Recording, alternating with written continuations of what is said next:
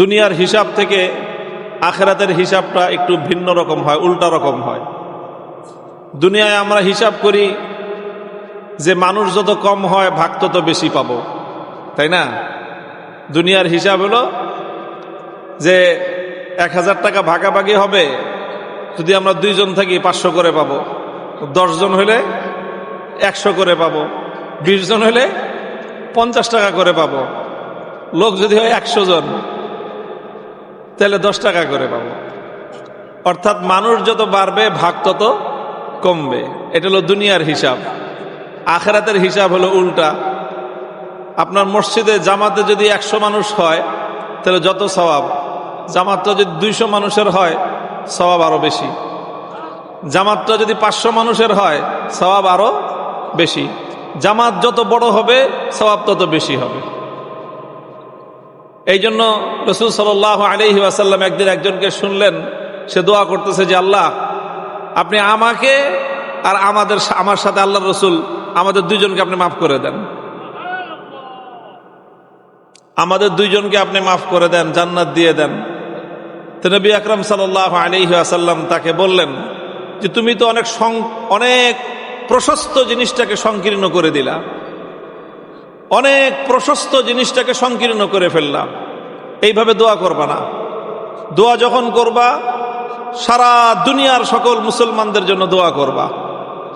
তুমি যদি সারা দুনিয়ার মুসলমানদের জন্য দোয়া করো আর তোমার দোয়ায় যদি আল্লাহ পাক মাগফিরাত দান করেন, রহমত দান করেন, তাহলে এতে তোমার ভাগে কম পড়বে না, বরং আল্লাহর নিয়ম অনুযায়ী তুমি তোমার দোয়ার মধ্যে যত বেশি মানুষকে শামিল করতে পারবা তুমি তত বড় ভাগ পাইবা।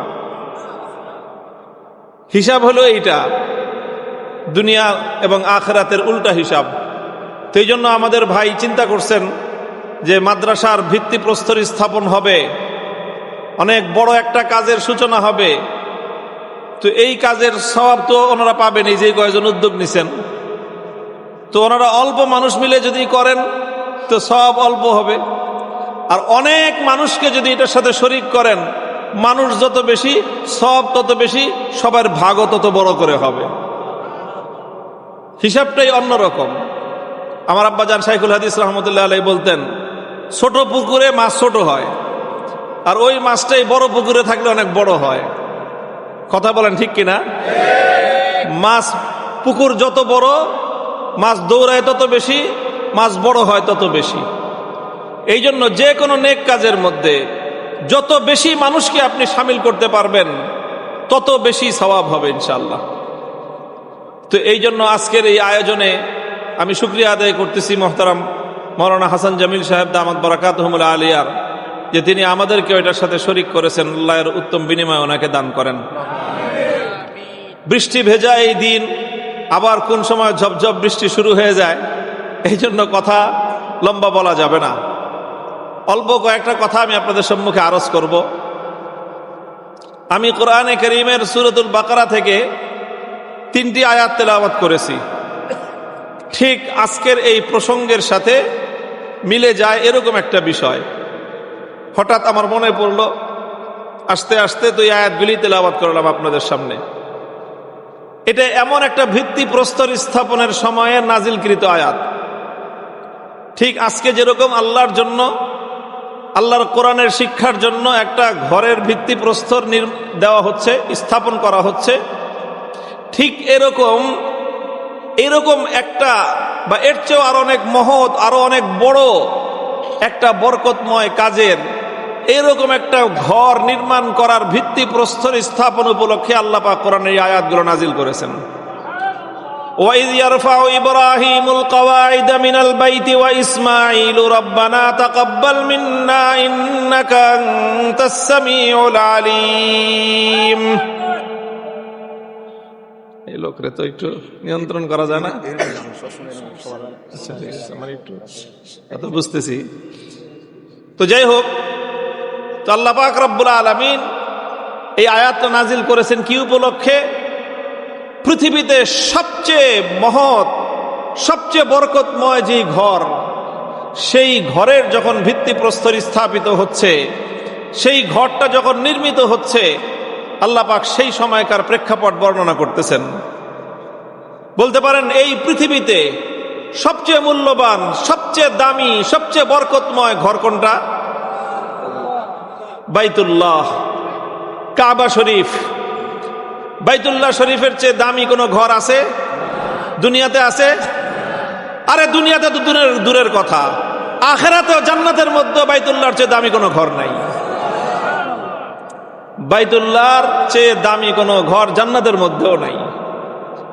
এই মূল্যবান, মহামূল্যবান, সবচেয়ে দামি, সবচেয়ে সম্মানিত পৃথিবীর, বরং আল্লাহর সৃষ্টি জগতের সবচেয়ে মর্যাদাবান স্থাপনা হলো বাইতুল্লাহ, কাবাতুল্লাহ। সেই কাবাতুল্লাহ যখন নির্মাণ হচ্ছে, নির্মাণ করতেছেন ইব্রাহিম আলাইহিস সালাতু ওয়াস সালাম। তিনি হলেন তার প্রধান নির্মাতা। আর হেল্পার কে? হেল্পার হলো তার সন্তান ইসমাইল আলাইহিস সালাম। এক নবী, প্রধান মিস্ত্রি, প্রধান নির্মাণকারী, আর তার সন্তান আল্লাহর আরেক জলিলুল কদর পয়গম্বর, তিনি হলেন তার সহকারী। দুইজনে মিলে আল্লাহর ঘর নির্মাণ শুরু করেছে। ঘর নির্মাণ হইতেছে, তো তখন ওনারা কি বলতেছেন? ওনাদের লক্ষ্যটা কি? ওনাদের উদ্দেশ্যটা কি? আমরা যারা মসজিদ নির্মাণ করি, আল্লাহ আমাদের যাদেরকে তৌফিক দান করেন, মাদ্রাসার ঘর বানাইতেছেন, বিল্ডিং বানাইতেছি আমরা, আল্লাহ যাদেরকে তৌফিক দান করেছেন তৌফিক আরো বৃদ্ধি করে দেন। উদ্দেশ্যটা কি থাকবে? বক্তব্যটা কি থাকবে? মনের মধ্যে তাদের প্রেরণাটা কি থাকবে? সবগুলো কথা আল্লাহ পাক কোরআনে কারীমের এই আয়াতের মধ্যে আল্লাহ বলে দিয়েছেন। প্রথম কথাই আল্লাহ বলতেছেন ওনাদের পক্ষ থেকে, ইব্রাহিম এবং ইসমাইল আলাইহিস সালাম কি বলেছিলেন? রব্বানা তাকাব্বাল মিন্না ইন্নাকা আনতাস সামিউল আলিম। মালিক, ঘর বানাইতেছি তোমার বাইতুল্লাহ, ঘর বানাচ্ছি কাবা, অনেক বড় কাজ, অনেক মহৎ কাজ। এই সব মহৎ বড় সওয়াবের কাজ সবই কাজে লাগবে যদি তুমি কবুল করো। তুমি যদি কবুল না করো, এক কানাকড়ি পরিমাণ কোনো মূল্য এর নাই। রব্বানা তাকাব্বাল মিন্না। কাজে ইব্রাহিম আলাইহিস সালাম, যিনি আল্লাহর ঘর নির্মাণ করতেছেন সরাসরি আল্লাহর নির্দেশে, আল্লাহর তত্ত্বাবধানে, আল্লাহর নির্দেশনায়, যে ইব্রাহিম আলাইহিস সালাতু ওয়াস সালাম বাইতুল্লাহ নির্মাণ করার সময় মাকামে ইব্রাহিমের পাথর, সেই পাথর আল্লাহর পক্ষ থেকে কুদরতের মাধ্যমে এসকেলেটর হিসেবে ব্যবহার হয়েছে। ওটা আপনা আপনি উপরে উঠে নিচে নামে, যেখানে দেয়াল নির্মাণ করতে হয় ইব্রাহিম আলাইহিস সালামকে ঊর্ধ্বে তুলে ধরে। এত বড় মুআজিজা, এত বড় কারামত সেখানে সংগঠিত হচ্ছে। আর ঘরটা আল্লাহর হুকুমে বাইতুল্লাহ শরীফ নির্মাণ হচ্ছে। নির্মাণ করতেছেন খলিলুল্লাহ ইব্রাহিম আলাইহিস সালাম, সহযোগিতা করতেছেন জবিহুল্লাহ ইসমাইল আলাইহিস সালাম। সেই কাজের বরকত, সেই কাজের মহত্ব সম্পর্কে কি বর্ণনা করা যায়? কিন্তু সেখানেও ইব্রাহিম আলাইহিস সালাম আল্লাহর কাছে এই দোয়াই করতেছেন, রব্বানা তাকাব্বাল মিন্না, আল্লাহ তুমি কবুল করো। তুমি যদি কবুল না করো সব মিছে, তুমি যদি কবুল করে নাও, সারা দুনিয়ার কাছে যদি আমার কোনো গ্রহণযোগ্যতা না থাকে, আমার এক চুল পরিমাণ কোনো ক্ষতি নাই। আমার আল্লাহ যদি কবুল করে তাহলে আমি কামিয়াব। এটা হলো প্রথম লক্ষ্য। আমরা কাজ করব কার কাছে? কবুল হওয়ার জন্য। আরো জানাবেন, কার কাছে কবুল হওয়ার জন্য? আল্লাহ যদি কবুল করেন তাহলে ইনশাআল্লাহ দুনিয়া এবং আখিরাতের কামিয়াবি।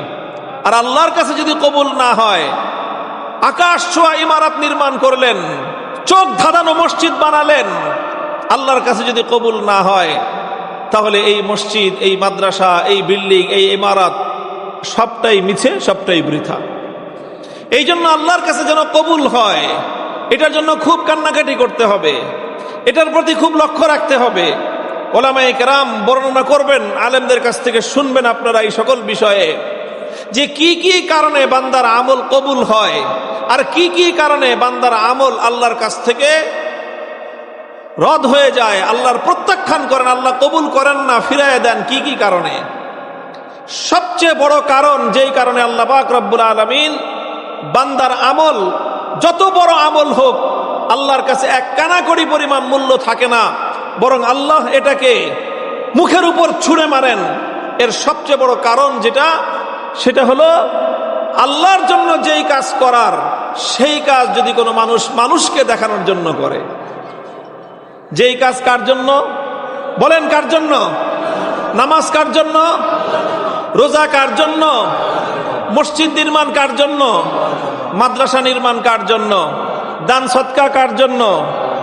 আল্লাহর জন্য। এগুলো, এই কাজগুলোর মধ্যে যদি কারো বিন্দু পরিমাণ উদ্দেশ্য থাকে মানুষকে দেখাবো, মানুষ দেখে আমাকে নামাজি বলুক, মানুষ দেখে জেনে আমাকে হাজী সাহেব বলুক, মানুষ দেখে আমাকে দানকারী বলুক, আমাকে মসজিদ নির্মাণ করেছি, আমার নেম ফলকটা যেন সবার বড় থাকে, মসজিদ দেখা যাক বা না যাক, আমার নামটা যেন সবার বড় করে দেখা যায়, এরকম মানসিকতা অনেক সময় আমাদের থাকে কি থাকে না? অনেক সময় আমরা এটা না বুঝে করি। ওলামায়ে কেরামের দায়িত্ব হলো মানুষকে এই কথাগুলো বুঝানো, যে ভাই দেখেন, আপনি মসজিদ নির্মাণ করতেছেন দুনিয়ার জন্য না আখিরাতের জন্য? আখিরাতের জন্যই যদি নির্মাণ হয় তাহলে এমন ভাবে করেন যেন পুরা মসজিদটাই আপনার কবরে আখিরাতে কাজে লাগে। কিভাবে কাজে লাগবে? এখান থেকে আপনি নিজেকে যত গোপন করতে পারবেন এটা তত বেশি আপনার কাজে লাগবে। যত বেশি আপনি নিজেকে গোপন করতে পারবেন নেক কাজের মধ্যে, নেক কাজের পাওয়ার বাড়ে, নেক কাজের শক্তি বাড়ে। বান্দা যত বেশি গোপনে নেক আমল করতে পারে, বান্দার ওই নেক আমলের মধ্যে তত পাওয়ার বাড়তে থাকে। এই জন্য আল্লাহ পাক রব্বুল আলামিন নিজে বলেছেন, আনা আগনা শুরাকা ইয়ানিশ শিরক, আনা আগনা শুরাকা ইয়ানিশ শিরক। দুনিয়ার কোন মানুষ ভেজাল পছন্দ করে না। ভেজাল পছন্দ করেন কেউ? বুঝেন না এই কথা? ভেজাল মানুষ পছন্দ করে না। ভেজাল যত ভালোই হোক। আমার আব্বাজান শাইখুল হাদিস রহমতুল্লাহ আলাইহি ভেজাল অপছন্দ করার বিষয়টা দৃষ্টান্ত দিতেন। দুধ আছে না, দুধ গরুর খাঁটি দুধ বাজারে বিক্রি করবেন, এর মধ্যে ভেজাল আছে না নাই? কি ভেজাল? পানি মিলে এলে ভেজাল, তাই না? এখন আপনি দোকানে দুধ, আপনি বাজারে গেছেন দুধ নিয়ে, এখন আপনি কাস্টমার জিজ্ঞেস করে, ভাই দুধের সাথে পানি মিশাইছেন? আপনি যদি কন যে হ্যাঁ পানি মিশাইছি, তো নিব আপনার কাছ থেকে। আর আপনি জিজ্ঞেসে, ভাই পানি মিশাইছেন? হ্যাঁ মিশাইছি। বাট হাইটা আছে, ভাই হাইটে যান কে? আমি তো মিনারেল ওয়াটার মিশাইছি, কোনো ভেজাল পানি মিশাই নাই। কি মিশাইছেন? একদম একেবারে স্বচ্ছ ভালো পানি, দূষিত পানি আমি খালের পানি, বিলের পানি, চাপকলের পানি মিশাই নাই, একদম মিনারেল ওয়াটার মিশাইছি। সমস্যা কি কন?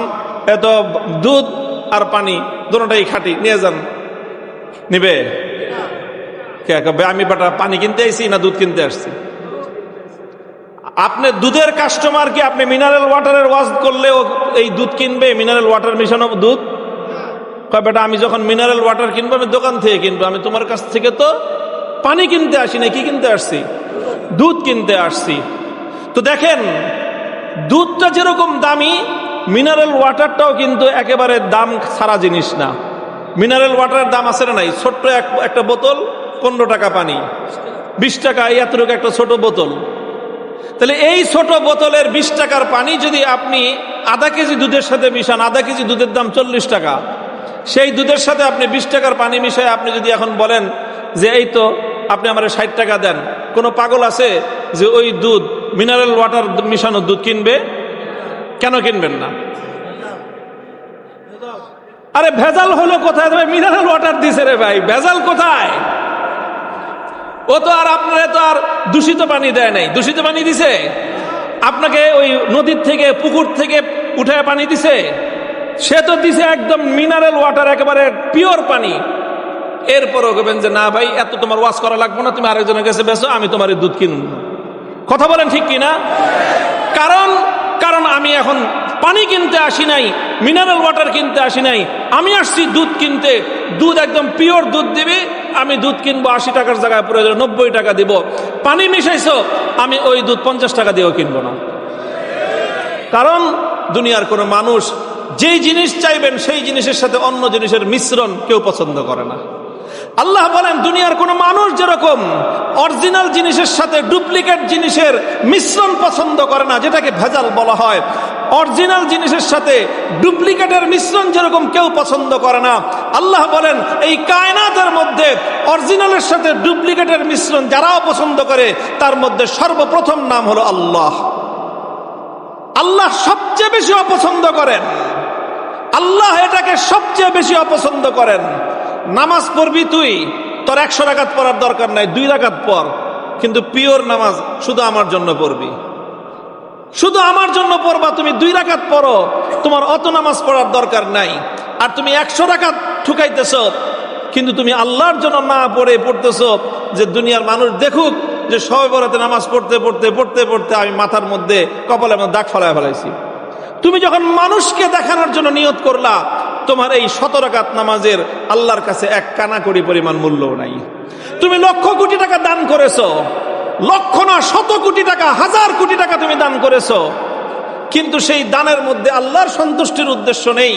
তোমার উদ্দেশ্য হলো লোক দেখানো, মানুষের মধ্যে দানবীর হিসেবে পরিচিতি পাওয়া। এই যদি হয় তোমার উদ্দেশ্য, তাহলে তোমার 100 কোটি 1000 কোটি টাকার আল্লাহ রাব্বুল আলামিনের কাছে 1 কানাকড়ি পরিমাণ কোনো মূল্য আল্লাহর কাছে নাই। এই জন্য হাদিসের মধ্যে আসছে সর্বপ্রথম যেই 3 ব্যক্তির মাধ্যমে আল্লাহ পাক জাহান্নামকে উদ্বোধন করবেন, তার মধ্যে এক হলো ওই ব্যক্তি দুনিয়াতে যে মানুষের মধ্যে যুগের দানবীর হিসেবে পরিচিত ছিল, তার নামই ছিল দানবীর, দানবীর অমুক, দানবীর অমুক, দানবীর অমুক। মানুষের মধ্যে তার বিশাল সুখ্যাতি। আল্লাহ পাক রব্বুল আলামিন ওর ডাইগা বলবেন, কিরে তোরে তো আমি দুনিয়াতে অনেক সম্পদ দিয়েছিলাম, তুই কি করছিলি দুনিয়াতে? দানবীর কি বলবে যে আল্লাহ আপনি যেই পরিমাণ সম্পত্তি আমাকে দিয়েছিলেন আমি সেরকম আপনার জন্য বিলাইছি 2 হাতে। মানুষকে আমি দিয়েছি, অভাবীকে অভাব দূর করেছি, ক্ষুধার্তকে আহার দিয়েছি, অনাহারীকে আহার দিয়েছি, বিবস্ত্রকে আমি বস্ত্র দিয়েছি, চিকিৎসাহীন মানুষের চিকিৎসার ব্যবস্থা করেছি, আরো যা যা করার পাড়ায় পাড়ায় মসজিদ করে দিছি, মাদ্রাসা বানায় দিছি, এরকম করেছি, বহুত কিছু করেছি আপনার জন্য। আল্লাহ বলবেন, একনলেজ করবেন যে হ্যাঁ সব ঠিক আছে, তুমি মানুষকে দিয়েছো, দান খয়রাত করেছো, মসজিদ বানাইছো, মাদ্রাসা বানাইছো, সব কিছু করেছো, সব ঠিক। একটা জায়গায় তোমার কথা মিথ্যা, তুমি যে বললা আমার জন্য করেছো ওই জায়গাটা মিথ্যা। তুমি এটা কেন করেছো? লিউকাল আন্নাকা জাওয়াদুন, তুমি এই জন্য করেছিলা যেন তোমার নামের আগে দানবীর উপাধিটা দুনিয়ার মানুষ ব্যবহার করে, এই জন্য। ওয়াকাত কিল, দুনিয়াতে তো তোমাকে মানুষ দানবীর বলতো, তোমার নামে জিন্দাবাদের স্লোগান দিত, কাজেই তুমি যেই জন্য করছো দুনিয়াতে তুমি সেটা পেয়ে গেছো। আজকে আমার কাছে তুমি কি চাও? আমার কাছে তোমার কোনো বিনিময় নাই। এরপর আল্লাহ পাক ফেরেশতারা ডাক দিয়ে বলবেন, ওর ঠ্যাংটা ধর। ওর ঠ্যাংটা ধরে উপরের দিকে, এরকম ঠ্যাং উপরের দিকে, মাথা নিচের দিকে ঝুলায় ঝুলায় নিয়ে জাহান্নামের মধ্যে টপ করে ফেলায় দে। এই লোকের মাধ্যমে জাহান্নাম উদ্বোধন করা হবে।